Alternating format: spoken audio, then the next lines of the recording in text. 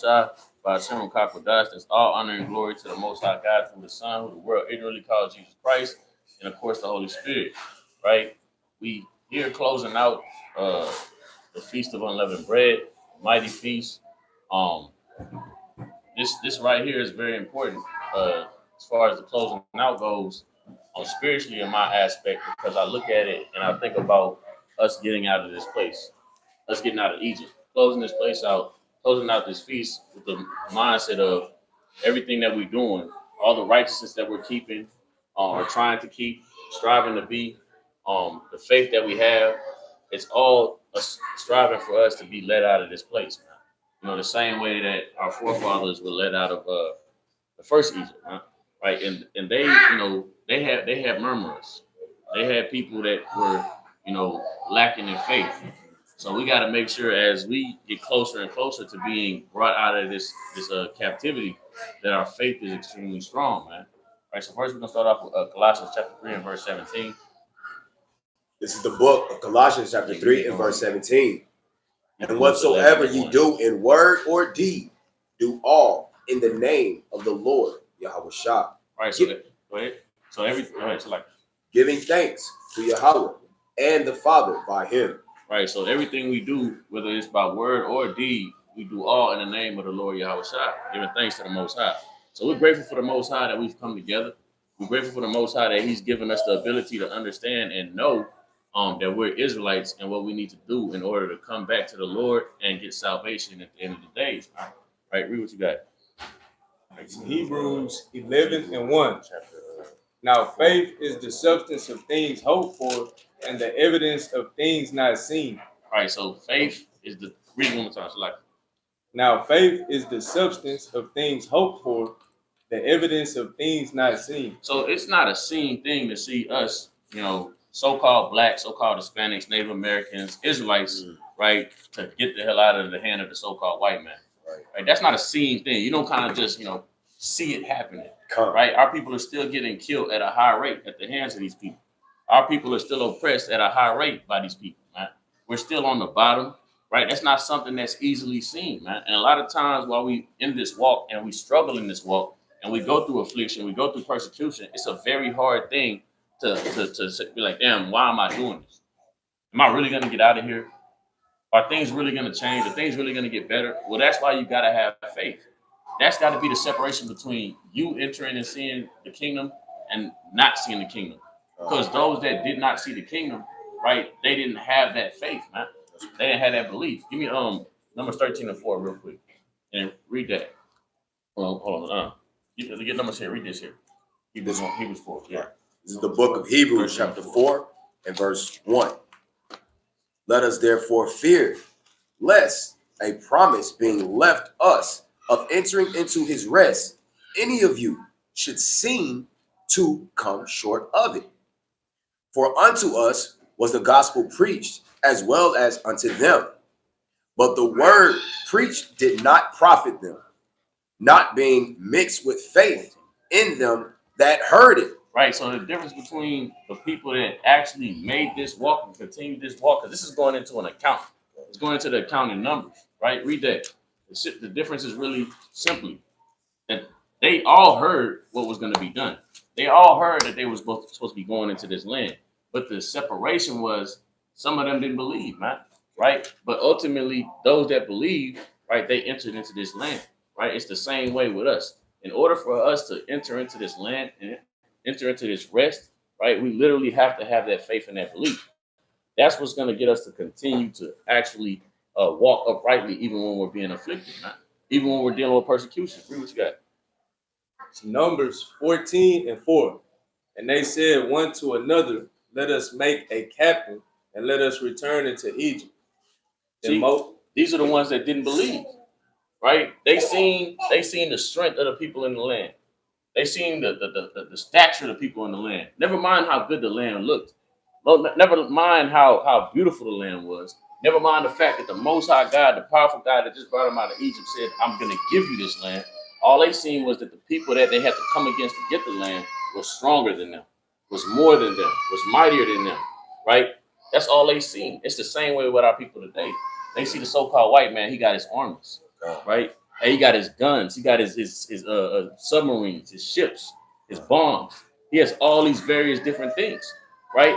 So you're gonna have people that's gonna see it the same way. I don't see how we're gonna get out of here, man. I don't see how we're gonna beat these people, man.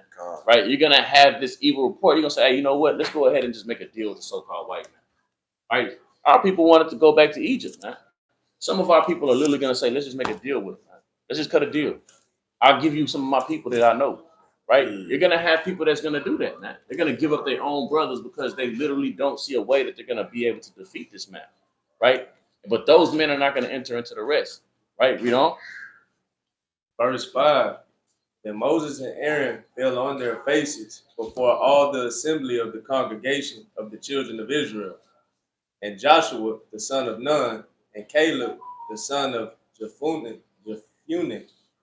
which were of them that searched the land, rent their clothes. And they spake unto all the company of the children of Israel, saying, the land which we passed through to search it is an exceeding good land. If the Lord delight in us, then he will bring us into this land and give it us a land which floweth with milk and honey. Right? And that's the same type of promise we have going into the kingdom. The same type of promise. Right? It's the same way. Right? That the Lord already tells you in Ecclesiastes, that which is done shall be done, and there's no new thing under the sun. Right? That's why he's going to bring us out of this Egypt the same way he brought them out of the first Egypt. Right? It's the same way. Right? So this is not a new thing. Right? Jump to read one more verse. Verse 9. Only rebel not ye against the Lord, neither fear ye the people of the land, for they are bread for us. Their defense is departed from them, and the Lord is with us. Fear them not. Right. So that's what we tell you now. Don't fear these people, man. Don't fear these people. Hey, the Lord is with us. We have the Most High God with us. Right? We have a power that nobody has ever had, that nobody else has, no other nation has. Right. And the reason why we gotta have such strong faith is because we haven't seen the power of the Lord like our forefathers have, man. We haven't seen the ground kind of opening up and swallowing people up, man. Right? We haven't seen a prophet call down fire from heaven, man. But in these last days, the Lord is going to show those works again, man. And those that have faith, and they may be the people to call the fire down from heaven, man. And you may be with your family, kind of getting chased down by Esau, and the Lord just consume them with fire, man. These are the works the Lord is going to show in the last days, man. But you got to literally have that faith in order for it to happen. You have to have that faith, man. Right? Jump to verse 22, 23. 22, read 22. Verse 22. Because all those men which have seen my glory and my miracles, which I did in Egypt and in the wilderness, and have tempted me now these 10 times, and have not hearkened to my voice. Right. So it's literally telling you they seen the miracles and they still tempting the Most High. How are they tempting them? By having no faith, by murmuring against him, man. Right? Read on. Surely they shall not see the land which I swear unto their fathers, neither shall any of them that provoke me see it. You see that? So if you don't have that faith, man, you kind of want to turn back around and go to Egypt, stay in Egypt, because that's where we are now, right? And you're not going to see the land, man. So you have to literally be building your faith every day. You got to be praying to the Lord to give you more faith every day. I pray for it almost every time I pray, for him to increase two things, my faith and my fear. Those two things are very important. Man. The more you fear the Lord, and the further you stay away from sin, right? The more faith you have, the more you're able to endure through affliction and persecution, right? And those are the two things that I pray for almost every time I pray, man. More fear and more faith, right? Because those are what's going to help you get through these trying times, man. Right? Read on. Verse 24. But my servant Caleb, because he had another spirit with him, and have followed me fully, him will I bring into the land whereinto he went, and his seed shall possess it. And that's plain, right? That other spirit is a faithful spirit, and he followed the Lord fully. You follow him fully when you have that faith, right? You know that the Lord's got you, and you have that faith. And so what? The Lord said, because of his faith, I'm going to bring him into the land, man. Right? Go ahead and finish that out in Hebrews 4. It's the book of Hebrews chapter 4 and verse 3. For we which have believed do enter into rest, as he said, as I have sworn in my wrath, if they shall enter into my rest, although the works were finished from the foundation of the world. For he spake in a certain place of the seventh day on this wise, and Yahweh did rest the seventh day. And a lot of people don't get that. That the Sabbath, that's what the Sabbath represents. The Sabbath represents your eternal rest. That's literally what it represents. That's why the Lord wants you resting on the Sabbath day. It represents the eternal rest that you're going to get in the kingdom. That's the whole purpose of it. Literally for you to rehearse something that he's going to give unto you. So that's why you shouldn't defile it. You telling the Lord, I don't want the rest. Hey, I want to go do this and I want to go do that. The Lord set up a Sabbath to rehearse something that you're actually going to get in eternity, and you kind of defile it when you're ready to. That would be off. That would be telling the Lord, I don't need that rest. Hey, I need the rest, man. You need the rest? I need the rest, man. I'm tired of working. I'm tired of being oppressed, right? You kind of want to work on the Sabbath day. What are you telling the Lord? Think about that. He set up the rest for you to rehearse the kingdom and eternal rest. Yet you say, I'm going to go to work on that day anyway. I'm going to do some work on that day anyway. Well, you saying, hey, in the kingdom, I want to be a worker. See that? See, that's being least in the kingdom. See, people understand how the Lord set up things, and it's so beautiful, man. He said you're going to be least in the kingdom if you break the least commandment. You breaking this Sabbath day, you're going to be least in the kingdom. You're going to be working in the kingdom. That's what you decided to do, is to work when you're here on this Sabbath day. You see how the Lord, hey, the Lord funnier than you think he is, man. Kind of got jokes, man. You know, but it ain't going to be funny in that day. You know, so you got to kind of observe these things, man. Right? Everything the Lord does is literally for a purpose. It's wisdom behind everything he did. And the Sabbath day was literally set up to represent your rest, man. Right? Represent that eternal rest when he brings you out of Egypt, man. Right? And 7, it's not even by chance that he chose 7. 7 is a complete number to the Lord. So the day of your rest is on a day of completion, a complete number. 7. That's the day of your rest, right? If you go through the precepts, there's one number to 8. When he brought when Elisha brought the child back to life, say he sneezed 7 times. Brought him back to life. He sneezed 7 times. The Lord is going to bring you back into the kingdom, man, and it's going to be a complete number when he does that, man. It's going to be complete, right? The day of your rest is 7. He brought him back to life. 7 sneezes. It's not; these things are not by chance, man. This is how the Lord operates, right? Go ahead. And Yahweh did rest the seventh day from all his works. Right. And in this place, again, if they shall enter into my rest, seeing therefore it remaineth that some must enter therein, and they to whom it was first preached, right, entered not in because of unbelief. Because of what? Because of unbelief. That's the whole reason why they didn't get in, man. They did not believe. They didn't have that faith, man. So these people today, right? These people that's not going to get out of this second Egypt, that's not going to be told, come up hither. You know why? Unbelief. Lack of faith, man. Right? Lack of faith. Faith is what's going to get you the kingdom. It's faith and the Lord multiplying mercy on you. It's not going to be because you got the best breakdowns. It's not going to be because you know how to break down Revelation and Daniel and Ezekiel and so on and so forth. It's not going to be because you check the back of everything that you eat, man. That's not going to get you the kingdom, man. You kind of, what is that? I don't even know what that is. Let me kind of Google that. Yeah, brothers, we can't eat that anymore because when I Googled this name, I never knew what it was. Brother, that's not going to get you the kingdom. It's going to be literally your faith and what? The mercy the Lord is going to apply upon you, man. And that's the thing that your brothers got to realize, even from the people that we choose to cut on YouTube and learn from. What are they teaching you, man? Are they teaching you what the Lord really desires from you? Are they teaching you what the Lord really, really needs from you for you to get the kingdom? Are they helping you to build your faith up? Right? I had to stop watching a lot of people because all I was getting was knowledge. I wasn't getting anything that was feeding my spirit to make me a better Israelite, man. To make me more pleasing to the Lord, man. Right? And you got to kind of examine these things as you watch and you learn from people, because what you should be learning is how to become what the Lord wants from you, man. And that number one thing is what? The fruits of the Spirit, man. That's the number one thing. If you have the fruits of the Spirit, you're keeping the commandments. That's that. You don't have to worry about that. You're not going to have the fruits of the Spirit without keeping the commandments. Read that real quick. Hold what you got and read Galatians 5:22.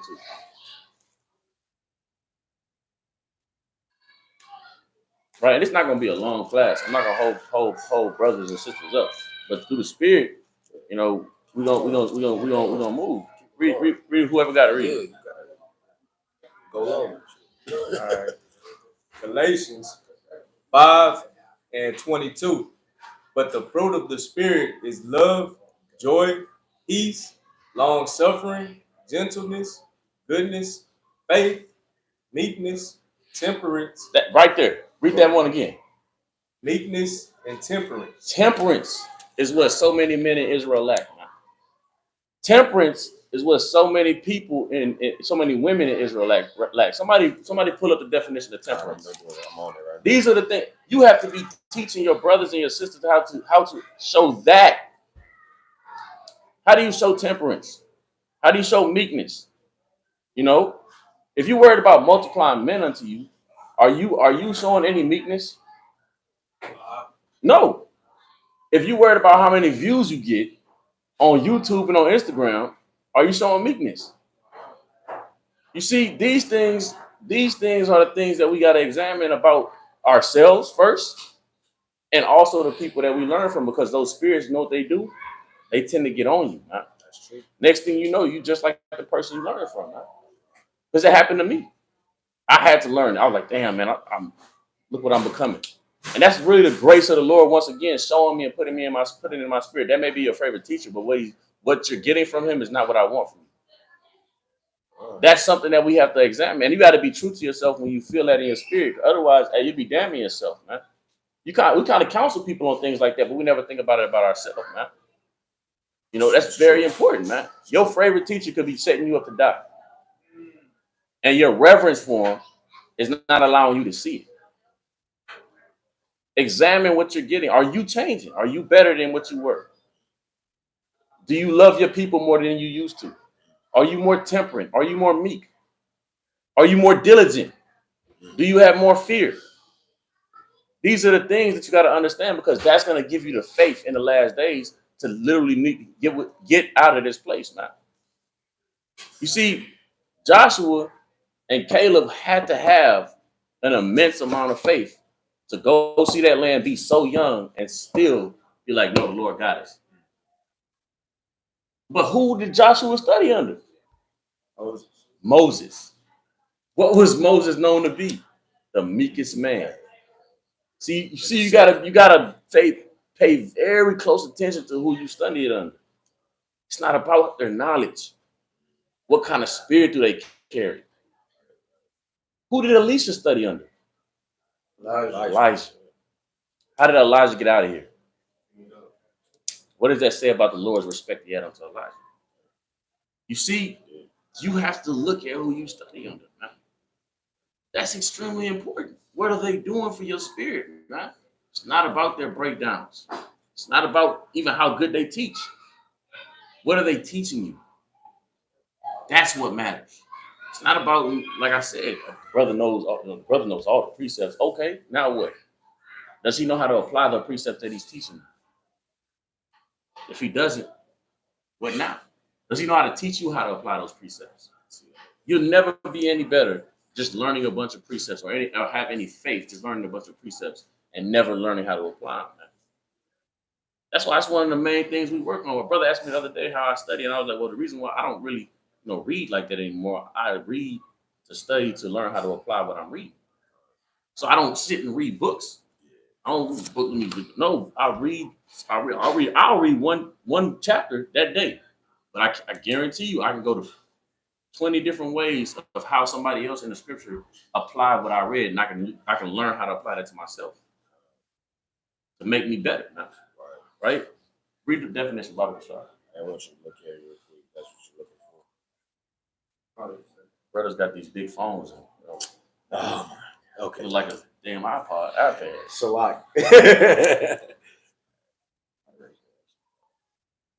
Yeah. All right, this is Merriam-Webster dictionary. What is the true meaning of temperance? Moderation in action, thought, or feeling. Restraint. That's key right there. Restraint. It's brothers in Israel that a lot of brothers look up to that don't know how to show restraint from anger. Go ahead. Habitual moderation. Continual moderation, man. Read. That's Moses. Read on.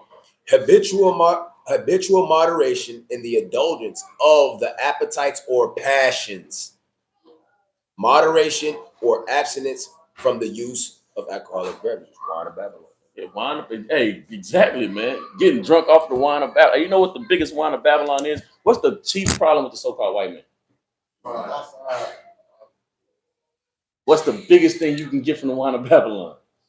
Pride. That's definitely true. You see that? And a lot of men in Israel, you know what they end up getting through views and notoriety? Pride. So you know what fruit of the spirit they lose? Temperance. Right. Temperance. They can't take being told they're wrong. They can't take being admonished. They can't take being reproved. And the moment you can no longer take being reproved, you're no longer good to the Most High. Don't matter what your precepts you have. And I can promise you, that person in a time of true trial, he won't have that faith. Right. He's going to be one of those hypocrites in Isaiah 33 and 14. Yeah. Go ahead and get that. Go ahead and get that. Because you don't have to be a hypocrite in the fact of I teach somebody not to commit adultery, not commit adultery. If you out here making yourself to be this person, but yet you have no temperance, brother, you're a hypocrite. This is the book of Isaiah, chapter 44. 33 and 33 oh, and that's 14. True. I'm sorry. This is the book of Isaiah, chapter 33 and verse 14. The sinners in Zion are afraid. Fearfulness have surprised the hypocrites, whom among us shall dwell with devouring fire. Right. That's what's going to happen to a lot of people, a lot of our favorite teachers. Hey, it may be happening to a lot of men in this room. It may happen to me if I don't have enough, if the Lord don't have enough mercy and compassion on me, man. Right? It may happen to me if I don't consistently tell myself that I'm nothing, man. And always be willing to take being reproved. That's an important thing, man. You know, a brother in the camp, well, a brother that was in the camp, you know, we had a conversation one day, and he said something like that to me before. You know, and I had to, even though I didn't really agree with it, I still had to take it and examine. Like, could I be better at taking when somebody said something to me or when I'm wrong? Yeah, I could. So what's wrong with taking that and being better, whether you agree or not? And that's something that a lot of people gotta understand. Could you be, when somebody tells you something that you are wrong or doing wrong, could you be better? These things are the things that's gonna build your faith up to be like Joshua and like Caleb, man. Because the Lord is gonna give you that faith because He's gonna see what? He's gonna see the sincerity in your spirit to want to serve Him. That's what He desires is your sincerity, man. That's the main thing He desires. The Lord can give you everything else that you need, but He first needs to know that you're sincere. David wasn't the strongest. David wasn't the wisest. David wasn't none of those things, but you know what? David had a sincere heart, and the Lord gave him the rest. It's the same way with us. You don't have to have everything. You just got to have a sincere heart, and the Lord will literally give you the rest, man. Right? You can rest on that. Let's go to go back to finish out Hebrews 4. It's the book of Hebrews, chapter 4 and verse 4. For he spake, it's a lot. Yeah, verse 4. For he spake in a certain place of the seventh day on this wise, and Yahweh did rest the seventh day from all his works. And in this place again, if they shall enter into my rest, seeing therefore it remaineth that some must enter therein, and they to whom it was first preached enter not in because of unbelief, again he limiteth a certain day, saying in David, today, after so long a time, as it is said, today, if ye will hear his voice, harden not your hearts. See what? Harden not your hearts. And that's, I'm telling you, that's one of those things, man. If you can't take reproval about being better, your heart is hardened against the Lord, man. A person that sincerely wants to serve the Lord is never going to hear something, never not want to hear something that they did wrong. You know, one of the reasons why I love that brother Uriah is because that brother's always looking to be better. And brother does not mind being told, hey, brother, you're going off. He's always pushing to be better. You know what I'm saying? That's the spirit that we got to have. Right? It don't matter if you make a lot of mistakes. Do you have that spirit of somebody that's like, push me to be better? You know what I'm saying? In sports, that's literally what the coach is looking for. That player that wants to be pushed to be better, man. See, a lot of people, they just want to be comfortable. Comfortability is not going to get you the kingdom, man. Being pushed to be better is going to get you the kingdom, man. Choose, hey, I remember, I forgot it was a player. He said that before. They asked him, like, why did you choose that coach? Because I know he was going to push me to be better. You know, that's a real thing. If I'm gonna choose somebody to learn under, I want somebody that's gonna push me to be better. I don't want somebody that's just gonna let me do what I want to do, or I'm kind of fading away in the back. I'm going off and nobody knows about it. Like, right. I don't want that. I want the brother that's going, hey, brother, you went off. Get me right. Help me to repent. You know, these things are help me to know what I shouldn't be doing anymore. I want to see the kingdom. And there's a reason why we want to see the kingdom. You can rest on that. It's a reason why we want to see the kingdom. Right? Read that. This is 1 Corinthians 2:9. But as it is written, I have not seen nor ear heard, neither have entered into the heart of man the things which God have prepared for them that love him. Right. I haven't seen these things, man. Ear have not heard these things. He haven't even entered into you the things the Lord have prepared for you in this kingdom when you leave this Egypt, man. You can't even begin to fathom it, but through faith you can understand it. That's the crazy part about it. That's what Paul says next. That's exactly what he means. Read on. But God hath revealed them unto us. Now, did God really reveal that to you? Did he really kind of show you a picture of what heaven looks like? No. But the scriptures and your understanding of the scripture the Lord gave you is revealing to you how beautiful the kingdom is going to be for you. How much power he's going to give unto you. It's not a physical revealing. Right? That's not what it is. It's a spiritual revealing.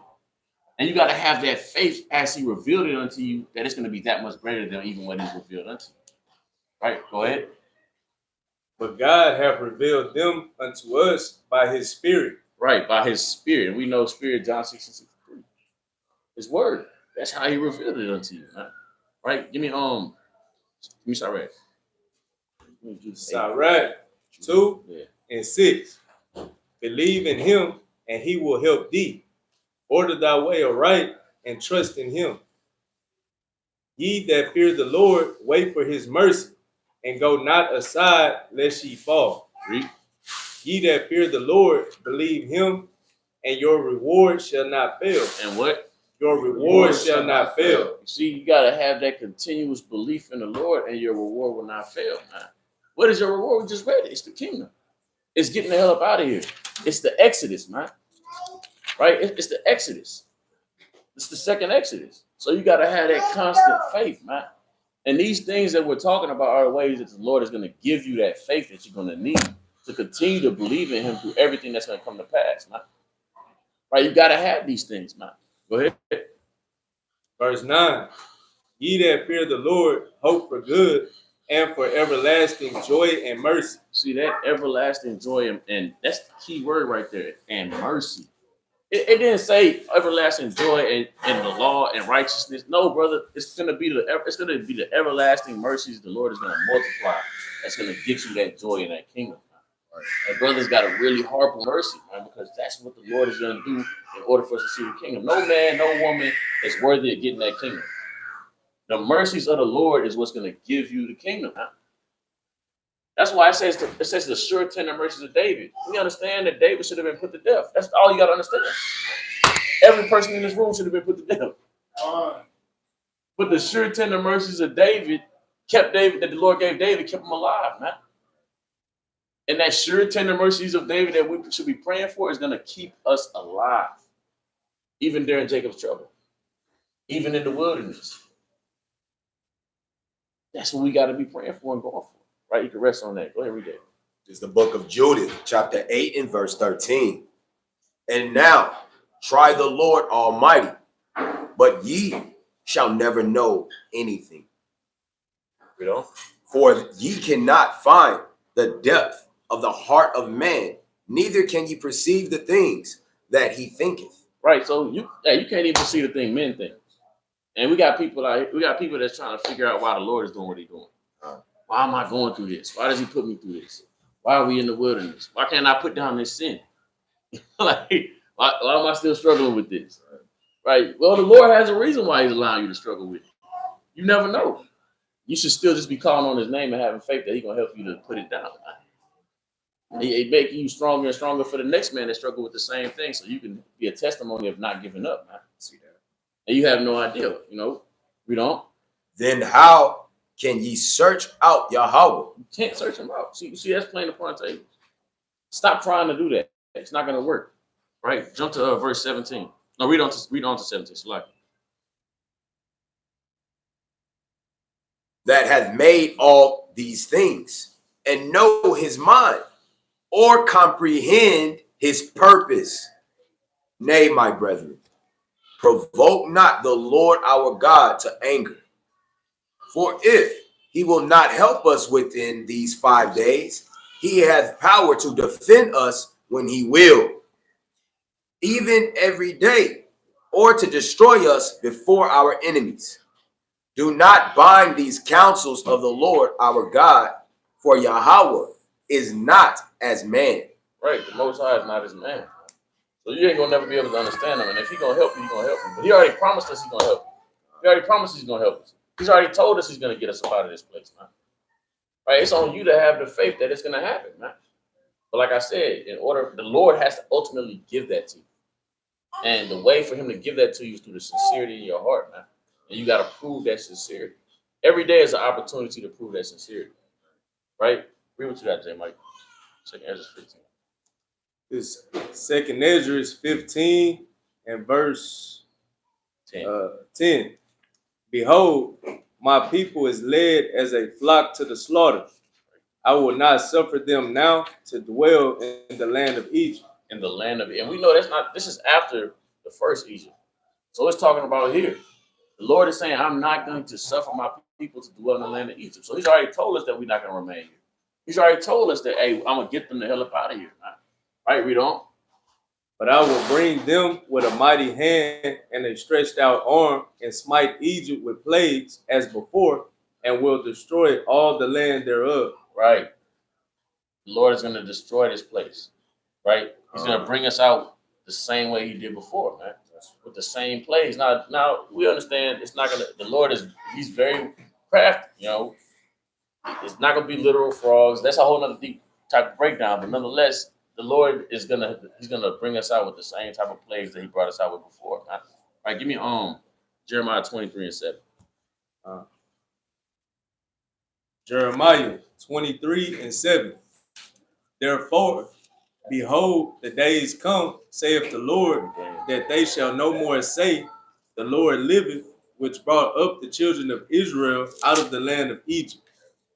But the Lord liveth, which brought up and which led the seed of the house of Israel out of the north country, and from all countries whither I had driven them. Right. So the days is coming when the Lord bring us out of the north country. What is the north country? Somebody, real quick, give me Zechariah 2 and verse 5. What is the north country? Right? And all the countries that he's driven us, letting you know that it's literally talking about this second Exodus. Bring it up. Zechariah 2 and 5. For I, saith the Lord, will be unto her a wall of fire round about, and will be the glory in the midst of her. Ho, ho, come forth and flee from the land of the north. That's the land of the north, what it says is going to bring us out of, right? The Lord liveth that bringeth his people out of the land of the north. Let's see what else is the land of the north is called. Go ahead. Saith the Lord, for I have spread you abroad as the four winds of the heaven, saith the Lord. Read. Deliver thyself, O Zion, that dwellest with the daughter of Babylon. The what? The daughter of Babylon. So where's the land of the north? Daughter of Babylon. America. And it's playing upon tables, man. So the Lord already said he's going to bring us up out of America, man. The same way he brought us up out of Egypt, man. So we got to have that faith to get that deliverance. We got to be worthy of the faith to have that deliverance. None of us had that faith yet. I don't have it. No man out here has it. The Lord has to multiply that into you, but you have to be worthy of that faith to have it. Every man here can say, yeah, I'm ready to die for the Lord, but nobody knows until that time happens. Because Peter said it. And he walked with Yahushua and saw the miracles Yahushua did. And when that time came, he didn't have the faith yet. He denied him. Damn, they want to fight somebody over. You saying he was hot. I don't know this man. Yeah. Started to curse him, man. Yeah. You know? So imagine us. We didn't walk with Yahushua. The Lord has to literally put that in you, man. And he has to see what he needs from you to put that in you. Right. So we see what's going on in the news right now. The days are coming, man. So we should literally be doing all we can, trying to get pushed and provoked into the righteousness the Lord wants from us to get that faith, man. Right. We should be attaching ourselves to those that can help us do that and detaching ourselves from those that can't help us do that, man. One of our biggest problems as people coming out of the world is letting go of old things, man. Those old things are going to weigh you down from getting what the Lord needs out of you to have that faith to get up out of here, man. Those old habits, those old friends that whenever you're doing real good and you hang around an old friend or get a phone call from an old friend and the next thing you know, you kind of tripping again. You got to examine that and be like, damn, hold on, why did that happen? Hey, that's literally the Lord telling you, you got to let them go if you truly want what you're saying you want, man. You know, they tell people that once again in the sports world, same thing, man. They do John Morant, they saying it to him right now. You got to kind of let go of those friends. You want to keep getting these endorsements. You want to play in the NBA. You got to let go of those friends. They're pulling you back, man. I guarantee you, when he's away from them, hey, he's locked in. But when they come back around, hey, straight into the nigga stuff, man. And it's the same way with us, man. When it comes to this truth, man. Hey, you'll be perfectly fine that you hang around somebody that ain't in this truth. You're not attaching yourself to people that's not in this truth. It could be a mother. It could be a father. It could be an auntie, a cousin, a sister, a homeboy. It don't matter. That's why the Lord says in Matthew 10, he come to set the vision. That's the division he's talking about. Right? You can read it. Go ahead. Matthew 10, 34. 30, yeah. It's the book of Matthew, chapter 10, and verse 34. Think not that I am come to send peace on earth. I came not to send peace, but a sword. For I am come to set a man at variance against his father, and the daughter against her mother, and the daughter-in-law against her mother-in-law. And a man's foes shall be they of his own household. And Christ ain't even saying a new thing. That's from Micah. That was already said in Micah. Micah already prophesied that. Good. So are you going to allow the prophecy to be fulfilled, or are you going to go against the prophecy? You got to answer that question to yourself, man. If you see that there's a difference, you know, when you're around certain people from the spirit that you're in serving the Lord, or when you've been talking to certain people from serving the Lord, then that prophecy is something that you're supposed to allow to happen, man. Hey, it's brothers, like, I'm going to use the brother as an example. You know what I'm saying? I'm not even saying his name because I know he wouldn't mind, but nonetheless, it's a brother, a very prominent brother in Israel who mother and brother, he had to kind of cut off when he came into the truth. And guess what happened 2 years later? They both in the truth. Oh, praise. You see, you don't know the power of the Lord. You so worried about losing these people. You don't have the faith in the Lord to say, let me just do what I got to do and serve the Lord, allow the Lord to bring them in when he's ready, man. So he could have been, you know, hugging onto them, and next thing you know, he fell out of the truth. Because he's trying to keep friendships with them, but he allowed that division to happen, and the Lord brought them into the truth. That's all about the faith and that sincerity in your spirit. He sincerely had it in his mind that I'm going to serve the Lord, even if that means I can't have my relationship with my brother and with my mother. And the Lord ended up bringing them in, man. Right? The Lord can have respect unto that sacrifice and do that just for you, man. But if you ain't willing to give him that sacrifice, what does he need with you for? What does he need you for? You're already showing you don't have the faith to even let that happen, much less call upon his name when all hell breaks loose, man. Right? He's holding yeah, read that. Daniel 2 and 44. And in the days of these kings shall the God of heaven set up a kingdom which shall never be destroyed, and the kingdom shall not be left to other people. but it shall break in pieces and consume all these kingdoms, and it shall stand forever. Right, and that's ultimately what we're trying to get. When we get Exodus out of this place, is to get our own kingdom that will never be left to another people, man. And the Lord is going to use us to break those people, this place in pieces, man. Right? On top, of course, missiles and so on and so forth. But He's going to use His men as well, man. Right? And it tells, go to Daniel 7:18. Right? You're going to get a couple more and we'll close out. It's Daniel 7:18.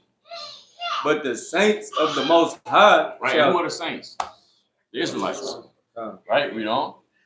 But the saints of the Most High shall take the kingdom and possess the kingdom forever.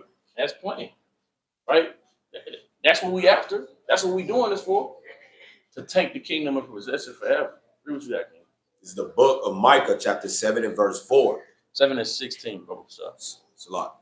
It's the book of Micah, chapter 7 and verse 14. 16. Oh, I'm tripping. Okay. 7:16. The nations shall see and be confounded at all their might. They shall lay their hand upon their mouth. Their ears shall be deaf.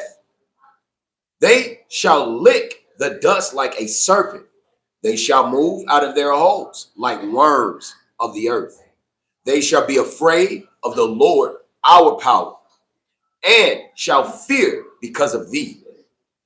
Who is a power like unto thee, that pardoneth iniquity, and passeth by the transgressions of the remnant of his heritage? He retaineth not his anger forever, because he delighteth in mercy. He what? He delighteth in mercy. No, there it is again. It's telling you why this is going to happen. So brothers got to stop allowing people to make you think that your righteousness is going to do it. Bro. It's not. It's the mercy the Lord delights in giving you, man. That's what it's about, man. Go ahead. He will turn again. He will have compassion upon us. He will subdue our iniquities. And thou wilt cast all their sins into the depths of the sea. Thou wilt perform the truth to Jacob and the mercy to Abraham, which thou hast sworn unto our fathers from the days of old. Right. It's all about election. To close that out. Hey, mercy and election. Read what you got, King. Baruch 4:24. Like as now the neighbors of Zion have seen your captivity, so shall they shortly see your salvation from our God, which shall come upon you with great glory and brightness of the everlasting. My children, suffer patiently the wrath that is come upon you from Yahweh, for thine enemy have persecuted thee, but shortly thou shalt see his destruction and shalt tread upon his neck. My delicate ones have gone rough ways and were taken away as a flock caught of the enemy. Right. So the Lord is already telling you, man, that we're going to see these things come to pass, man. But are you worthy of seeing that? Inherently, we not. But can you literally do the things the Lord asks of you to get the faith and the mercy multiplied on you that's going to allow you to see that? So we got to make sure we examining ourselves, examining who we learning from, examining what we learning, examining what we find to be important in this truth. Man. It's not over righteousness. It's not knowledge, not breakdowns. It's a sincere and contrite spirit. Man. And we have to be working and making sure that's what we have. Man. Continuously searching ourselves out. Am I contrite? Am I sincere? Right? Am I showing the fruits of the spirit, man? Am I temperate? If I'm not, how can I get those things, man? And who can help me get these things? Right? Am I applying the scriptures that I'm reading? If I'm not, how do I learn how to do that? These are the things. Hey, Elisha would not let Elijah go. Why do you think so? Because he wanted to be like Elijah. It's not a wrong thing to want to be like somebody in righteousness, right? But more importantly, he wanted that spirit that Elijah had. And you learn that when he said, I want a double portion of your spirit. So who's going to help you get that spirit? The Lord is desiring from you. These are the people, right, that you should be putting around you continuously. That's a very important thing, man. Because that's what's going to push you to get the kingdom. That's why it says in Malachi 3:16, they that fear the Lord speak often one to another, man. And the book of remembrance was opened unto them, man. Hey, faith is something you got to remember. We've been here before. You the Lord got to open that remembrance to your mind. Right. That happened when they that fear the Lord spoke often one to another, man. Right? So we got to be making sure that we have that type of spirit, right? And we're around those type of people continuously, lest we slip now. Right? Go ahead and read that. This is the book of Zechariah, chapter 3 and verse 8. Hear now, O Joshua, the high priest, thou and thy fellows that sit before thee, for they are men wondered at. For behold, I will bring forth my servant the branch. For behold, the stone that I have laid before Joshua, up on one stone shall be 7 eyes. Behold, I will engrave the graving thereof, saith the Lord of hosts, and I will remove the iniquity of that land in one day. In one day. Read on. In that day, saith the Lord of hosts, shall ye call every man his neighbor under the vine and under the fig tree. Right. Yeah. Give me Zechariah 3 and 8.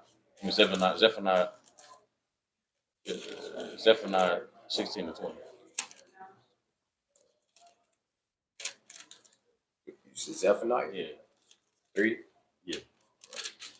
Zephaniah, this is the book of Zephaniah, chapter 3 and verse 16. In that day it shall be said to Jerusalem, fear not, and to Zion, let not thine hands be slack. The Lord thy God in the midst of thee is mighty. He will save. He will rejoice over thee with joy. He will rest in his love. He will joy over thee with singing. I will gather them that are sorrowful for the solemn assembly, who are of thee, to whom the reproach of it was a burden. Behold, at that time I will undo all that afflict thee, and I will save her that halted, and gather her that was driven out. And I will get them praise and fame in every land where they have been put to shame. At that time will I bring you again, even in the time that I gather you, for I will make you a name and a praise among all people of the earth when I turn back your captivity before your eyes, saith the Lord. That's plain. That's what we're striving for. That's right. And if you want that, and you got to make sure that you're doing everything that you can, right, to make sure you have the spirit that the Lord is desiring from you, right? Read that last precept. 2 Thessalonians 2 and 1. 1 and 6. 1 and 6. 2 Thessalonians 1 and 6. Seeing it is a righteous thing with God to recompense tribulation to them that trouble you, and to you who are troubled, rest with us, when the Lord Yahweh shall be revealed from heaven with his mighty angels, in flaming fire, taking vengeance on them that know not God, and that obey not the gospel of our Lord Yahweh Mashiach. Read on. Who shall be punished with everlasting destruction from the presence of the Lord and from the glory of his power. Right, read. When he shall come to be glorified in his saints and to be admired in all them that believe, because our testimony among you was believed in that day. Right.